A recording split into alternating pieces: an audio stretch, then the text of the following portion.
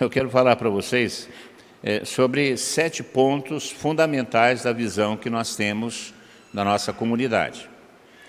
Por que eu estou fazendo isso? Porque nós precisamos retomar algumas coisas que são próprias de nossa visão, porque senão a gente acaba perdendo. O senhor fala que um cego só conduz o outro para o buraco. Então nós temos que saber para onde nós estamos indo, porque senão a gente acaba se perdendo no meio do caminho. Já sabendo para onde a gente está indo, a gente se perde, né? Esses dias eu fui com o Otávio pregar lá em Areias, aí foi me dar um caminho, aí botaram um sujeito à minha frente para mim, eu pareci lá em Munhoz, o meu guia perdeu. Aí nós tivemos que retomar o caminho tudo de volta. Se você não sabe o caminho, não adianta querer guiar os outros, né? Vai dar problema. E pior, né? Consegui chegar lá meio atrasado, cheguei porque o sujeito redescobriu o caminho. E aí na hora de vir embora, o Paulinho falou assim, eu vou levar vocês no caminho de volta. Aí botou a gente numa encruzilhada e falou assim, toca reto. Eu toquei reto, não era. Aí ele veio correndo atrás de mim e falou assim, não, Tata, o toca reto é para a direita. Eu nunca vi tocar reto para a direita.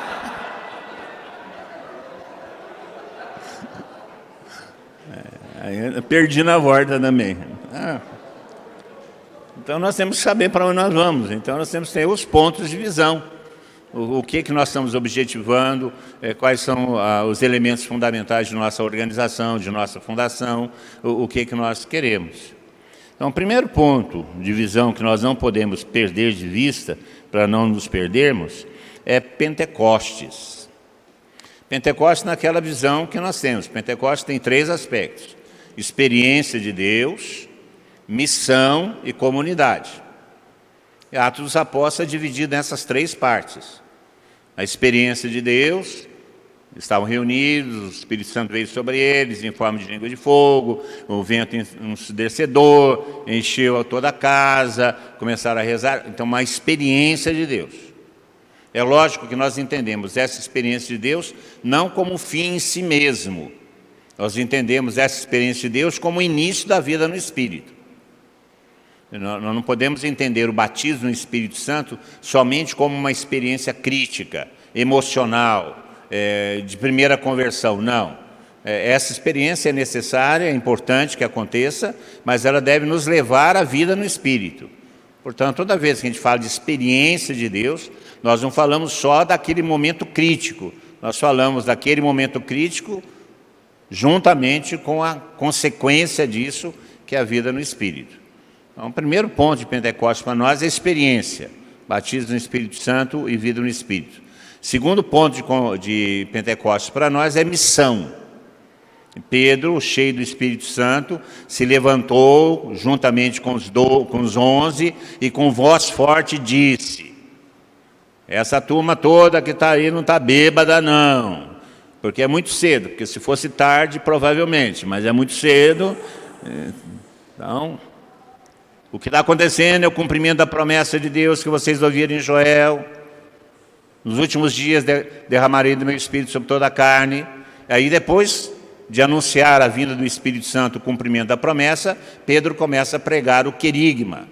Esse Cristo que vocês mataram, Deus o ressuscitou. E vem todo o anúncio do querigma. Então, o segundo aspecto de Pentecostes para nós é a vida de missão. O anúncio do Evangelho, a pregação da palavra. E nós não podemos fugir disso. E o terceiro aspecto de Pentecostes é a vida de comunidade. Atos 2:42. Aqueles que se converteram naquela pregação de Pedro, e foram 3.000, que foram batizados, perseveravam em comunidade. Perseveravam em comunidade. E essa perseverança era estabelecida em 4 pontos.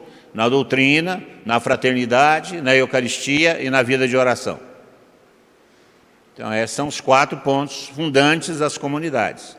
A experiência de Pentecostes nos leva à vida no Espírito, e essa vida no Espírito é em comunidade. Porque a experiência do Espírito supõe a comunidade cristã. O Espírito derramado funda a comunidade cristã. Não é possível uma vida cristã sem ser em comunidade. Então, o primeiro aspecto da visão javenice é Pentecostes. Experiência, missão, comunidade. Segundo ponto da nossa visão. A Javenice se constitui como uma rede de comunidades. Nós somos uma rede de comunidades. Nesse aspecto, nós copiamos o modelo paulino. São Paulo fundava diversas comunidades que se mantinham em comunhão. A comunhão era feita a partir da doutrina, a partir da obediência aos apóstolos, a partir daquilo que é comum, uma comunhão. Mas as comunidades são autônomas. Elas têm a sua vida própria porque elas devem responder aos desafios, às questões dos lugares onde elas estão. Por exemplo, a comunidade Teotocos de Itajubá deve responder às necessidades de missão de Itajubá. A comunidade Santa Maria está em Cambuí, em Camanducaia, tem que responder às necessidades de Camanducaia. A Porta do Céu, da onde ela está, e assim por diante. Assim por diante. Então, as comunidades têm autonomia, porque elas devem ser a resposta para o lugar onde elas estão. Mas nós somos uma rede. Uma malha só da rede não pesca nada. Nós somos uma força porque somos uma rede. Então nós temos que estar ligados uns aos outros para formar essa realidade da Javenice, que está presente em toda a diocese através das comunidades membro, das comunidades locais, chamadas comunidades membro da rede de comunidades chamada Javenice. Então essa é uma outra visão. Somos uma rede de comunidades. E essa rede de comunidades se estende para fora da arquidiocese. Ela é, primeiramente, uma rede diocesana, porque nós somos uma comunidade de direito diocesano por decreto de Dom João Bergese e por decreto de Dom Ricardo Pedro. Então, nós somos uma rede de comunidades reconhecidas dentro da própria arquidiocese através de decreto. Mas não só dentro da diocese. Nós temos algumas comunidades aliadas na missão, que são chamadas de comunidades extramuro, que nós temos em Barbacena, a comunidade Sinai, nós temos em São Lourenço, a comunidade São João Paulo II, temos a comunidade São Paulo de Pio em Orlândia, temos a comunidade Maranatá em Franca e a comunidade Santa Luzia em Franca. E temos mais 2 ou 3 comunidades se organizando para estar em aliança conosco. Mas essas comunidades extramuros estão inseridas na sua realidade diocesana, responde ao bispo diocesano onde eles estão. Estão em comunhão missionária conosco. Aqui nós estamos em comunhão, não só a comunhão missionária, mas uma comunhão real, porque nós estamos dentro de uma diocese só. Então a nossa visão é uma visão de rede de comunidade. Nem a sede, que é a casa de oração, a sede, ela mantém esse vínculo de unidade. Então, a nossa central de unidade de comunhão é a casa de oração Monsenhor Mauro Tomazini. Por isso, é para cá que as tribos sobem, como diz o Salmo 122. É para cá que as tribos sobem. Portanto, a permanência nas reuniões na casa de formação é vital para a comunhão da rede de comunidades. Aqui se realiza aquela profecia que nós conhecemos bem, que é a profecia de fundação da comunidade. Em torno de um sacrário, uma capela, em torno de uma capela, uma casa, em torno de uma casa, uma comunidade. E isso se repete nas diversas comunidades. Sacrário, casa de formação, em torno da casa de formação, comunidade. Essa visão se repete na rede de comunidade, sendo então a casa de formação, a casa de oração Monsenhor Mauro Tomazini, o lugar onde nós realizamos de maneira concreta, de maneira visível, a nossa unidade, a nossa comunhão. Por isso, ficar fora da casa de formação Monsenhor Mauro Tomazini, de uma certa maneira, é ficar fora da comunhão da comunidade. Por isso, a necessidade das reuniões que nós fazemos aqui, de ministérios, de setores, de comunidades, as experiências de oração, elas acontecem aqui porque é o sinal de nossa comunhão. Hoje eu falava sobre a inspiração, ou a palavra que eu recebi de Deus na oração, que essas reuniões são importantes. Então, essa é a segunda visão, rede de comunidades em comunhão o sinal concreto dessa comunhão diocesana é a Casa de Oração Monsenhor Mauro Tomazini. Tá ok? Terceiro ponto de nossa visão. A nossa espiritualidade é marcada por três coisas: pela busca de uma conversão permanente, pela busca da santidade de vida e pela cristificação das coisas. Da sociedade, da vida, das comunidades, da família. São três coisas que marcam os nossos ideais. É uma conversão permanente, contínua, uma mudança de paradigmas espirituais de maneira progressiva. Isso é dado pelo Salmo também, que nós temos como fundação, o Salmo 122. O Salmo 122 é um salmo de subida, porque os judeus eles tinham que subir a Jerusalém uma vez por ano, que Jerusalém fica no alto da colina de Sião. Então eles sobem a Jerusalém, né? E esse subir a Jerusalém significa numa jornada espiritual progressiva. E o que é essa jornada espiritual progressiva? É uma busca contínua de conversão. Nós vamos abandonando a planície, abandonando o mundo, a terra, para ascender cada vez mais para o céu. Então, essa busca contínua de vida santa, de cristificação de nossas habilidades, nossas atividades, a conversão contínua, isso faz parte da espiritualidade da javenice, que é uma espiritualidade ascendente. Por isso, conversão contínua, santidade, cristificação. Tá ok? Então, esses assuntos sempre vão aparecer nas nossas formações, porque fazem parte dessa nossa subida, essa subida a Jerusalém. Quarto ponto de nossa visão: pequenos grupos. Nós não objetivamos grandes grupos, objetivamos pequenos grupos, que acontecem nas casas de formação, nas casas de missão, pequenos grupos. Por quê? Porque essa é a estratégia que a igreja usou para derrubar o Império Romano. Nós estamos vivendo uma realidade muito semelhante à do Império Romano. Uma cultura hegemônica, uma centralização de poder, uma tentativa de centralização de poder, uma ditadura econômica. Nós estamos vivendo um paganismo crescente, uma idolatria presente em tudo quanto é canto. Nós estamos vivendo uma situação de perseguição semelhante à situação dos cristãos no começo da história cristã. E como é que a igreja destruiu esse poder romano que dominava mentes, estruturas, instituições? Com as reuniões em casa, sendo sal, sendo fermento, minando, contaminando, subvertendo a ordem por dentro. Muitas vezes nós temos a tentação de achar que as grandes assembleias é que produzem efeito. Não são as grandes assembleias que produzem efeito. O que produz efeito são os pequenos grupos. Isso a história comprova. Porque não adianta nada, a gente dá um fervor danado, as pessoas vêm para o fervor, chacoalha a mão, pula, sua, chora, emagrece e volta para a vida sem partilhar a vida, sem mudar de vida, sem converter, sem buscar a santidade. Não adianta. Adrenalina é só em alguns momentos.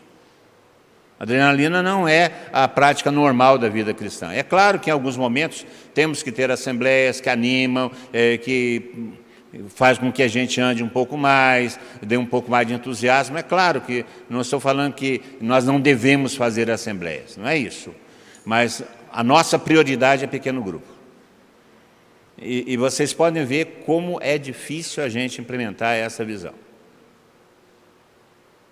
Porque sabem por quê? Porque pequeno grupo compromete. Pequeno grupo faz com que você partilhe sua vida. Você não vai rezar na reza do outro, você vai rezar a sua reza. Você tem que participar. Então, por isso é complicado pequeno grupo. Agora na pandemia ficou difícil pequeno grupo, porque não podemos frequentar a casa um dos outros por causa do Covid. Está ótimo, a casa de formação serve para isso. Para que os pequenos grupos aconteçam lá. Pequenos grupos. Essa é a nossa visão. E muitas vezes a promoção só de assembleias, me desculpe a sinceridade, muitas vezes é para lustrar o ego dos dirigentes. Para lustrar o ego de dirigentes. A nossa visão é pequeno grupo. Isso é uma palavra que Deus nos deu. E é um processo histórico. Então, primeiro, Pentecostes, rede de comunidade, espiritualidade ascendente, conversão, santidade, cristificação, pequenos grupos. Quinto ponto de nossa visão, se refere à liderança. Nossa liderança não é uma liderança para um serviço que é prestado só para o outro. Não, a nossa liderança é uma liderança com. Então, é com os outros, com o irmão. Ele nunca saindo fora da ação, mas está comprometido na ação. A nossa liderança não é uma liderança ditatorial, profissional, não, é uma liderança participativa, junto, com e não para. Nós temos que evitar eles, vocês, nós temos que usar sempre nós. Nós. Essa é a base de nossa liderança. Então, a liderança de com e não para. Isso para nós é fundamental. E a nossa liderança é fundamentada numa liderança espiritual. Nós não somos formados em coaching, em marketing da fé. Nós já tivemos essa tentativa, não deu certo. A nossa opção de formação de liderança é a formação de uma liderança espiritual. E para ser uma liderança espiritual deve ser participativa, é com e não para. Está claro? Então não adianta falar, eles não fizeram. Não, nós não fizemos. Eles fizeram errado, nós fizemos errado. Eles fizeram certo, nós fizemos certo. De vez em quando a gente vê isso aí. Aquele povo lá da casa, que povo lá da casa? Aquele povo lá da Javenice, que povo lá da Javenice? Nós? Nós? Não é eles, não. Eu não posso falar aquele povo da comunidade, não, nós daquela comunidade. Embora seja uma comunidade que é da rede, não é onde eu estou inserido, mas é nossa comunidade. Então, é uma liderança com e não para. Sexto ponto, nós não queremos massa, nós queremos participação. Então, da massificação para a participação. Não adianta a gente ter um número grande de pessoas que circulam dentro de nossas comunidades se elas não assumem protagonismo, se elas não participam. Não adianta você ter um grupo de oração com 150 pessoas e na hora de precisar para a missão, para o trabalho de evangelização, você contar com 2, 3, 4. Nós queremos participação e não massificação. Nós buscamos exatamente isso. Por isso nós falamos de pequenos grupos de grande missão, pequenas comunidades de grande missão, porque nós queremos participação e não massificação. Embora, volto a dizer, de vez em quando juntar um bandão de gente, aglomerar um bandão de gente é bom, porque anima a gente, mas nós queremos mais participação do que massificação. E o último ponto nós chamamos de lideranças amigas. Né? Nós buscamos um relacionamento de amigos, não de servos, não de tarefas. As nossas reuniões não podem ser reuniões baseadas somente em agenda. Nossas reuniões têm que ser encontros de amigos. Porque foi essa a relação que Jesus Cristo escolheu para estabelecer conosco. Eu não vos chamo servos, mas sim amigos. Portanto, nós não queremos uma liderança tarefeira, um bando de gente envolvido em execuções de projetos sem ter um relacionamento de amizade. Porque se nós não somos amigos entre nós, que graça tem? Eu fico assim, já comentei isso com alguns, eu fico, o que mais me machuca na vida espiritual é você conhecer uma pessoa anos a fio e ele sair da comunidade e nunca mais falar com você, nem falar bom dia, nem boa tarde, sumir pura e simplesmente. Quer dizer, não existe nenhum relacionamento de amizade, não existe conhecimento de amizade, isso é péssimo. Isso é péssimo. Você não se dá mais na comunidade, a comunidade já não responde mais às suas expectativas, tudo bem, isso é um processo. Nós somos uma oferta, nós não somos os melhores, só somos os mais bonitos. Mas nós somos uma oferta de caminho cristão. Eu não quero mais caminhar com vocês porque já não me... Tá bom, vou embora, tá? Bom dia, boa tarde, olha como é que estão as coisas. Não, simplesmente corta a amizade, não se relaciona mais, parece que tem raiva do tempo que participou com a gente. Gente, isso é imoral. Isso é imoral. Então, nós temos que cultivar laços de amizade. Nós não vamos para a reunião só para executar uma tarefa. Nós vamos para uma reunião para encontrar com nossos amigos. E juntos vamos executar uma tarefa para o nosso amigo maior, que é Jesus Cristo. As relações entre nós não podem ser relações tarefeiras, relações executivas, relações de projeto, relações de lucro, relações de interesse. Não, as relações entre nós têm que se fundamentar na amizade. Nós somos amigos uns dos outros, ou não somos?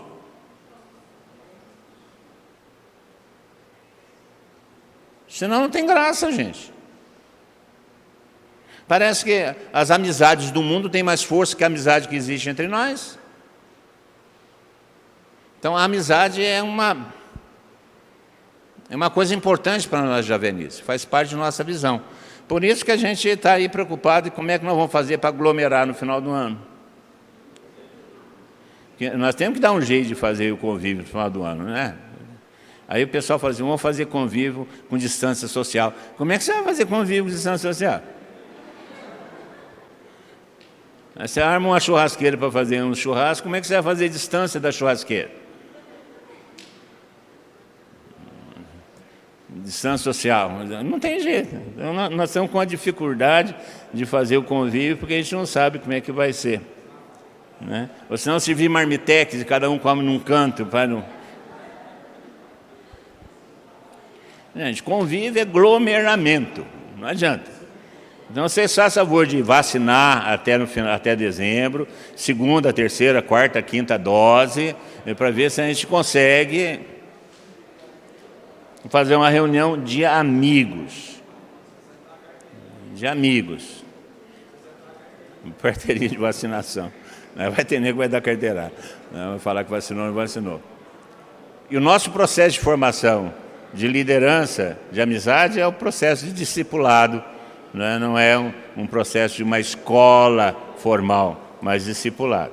Então, são 7 pontos da nossa visão. Pentecostes, rede de comunidade, espiritualidade ascendente, pequenos grupos, participação e não massificação, liderança com a comunhão e amizade, relações de amizade, e não relações pragmáticas, relações de amizade.